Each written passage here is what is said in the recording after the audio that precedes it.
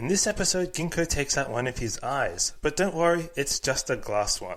In just about every episode of Mushishi, Ginko investigates Mushi, those mysterious entities that only some people can see. The episode The Light Behind the Eyelid is no exception, but the episode's main focus is a little girl called Sui. At the core of The Light Behind the Eyelid is the callous neglect of an ill little girl. Her family left her with a separate branch of their extended family, and so it's a boy her own age, Biki, who spends the most time with her. Sui is suffering from an affliction that causes her to react with pain when she is exposed to light.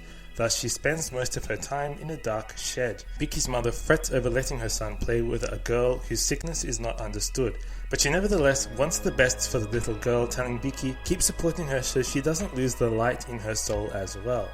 As a result of her isolation, Sui retreats deep into herself, alienated from the concerns of ordinary people and entranced by what she sees when she opens her second eyelid. This brings us to the mystical side of the episode. By learning to close her second eyelid in pursuit of true darkness, Sui becomes fascinated with the darkness and what she sees in it, an ethereal river of light.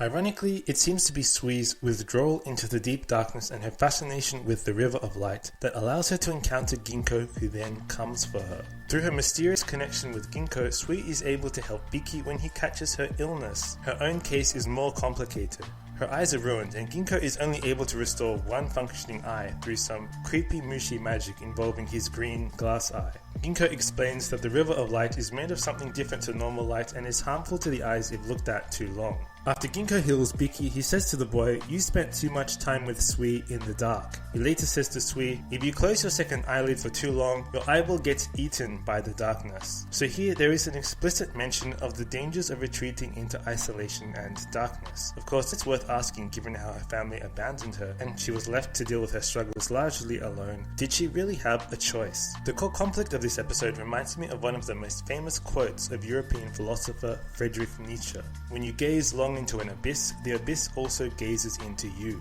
Poor Sui is trapped in darkness for so long that she starts reaching for the abyss and it reaches back for her. It was only by retreating into the darkness behind her second eyelid that Sui was able to find a way to escape her crippling illness. Remember, that was how she reached out to Ginko, bringing him to her aid. This retreat into darkness can perhaps be seen as a metaphor for the painful self-healing that some people have to go through to heal from traumas such as Sui's childhood abandonment and neglect. Nietzsche has another quote that ties in nicely here. "Bad.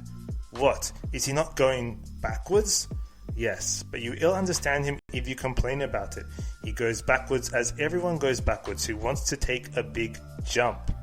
Sui's turn inward, while seemingly maladaptive, is the only thing that allowed her to get past her illness. At the episode's end, Sui is out enjoying the sunshine and her friend Biki reflects she will probably never be lured by that strange light in the darkness again. Perhaps Sui needed to embrace the darkness for a while before she could truly appreciate the light. But what do you think? This is a strange episode that allows for a lot of different interpretations, so feel free to share your own ideas in the comments. Have a great day and thank you for watching.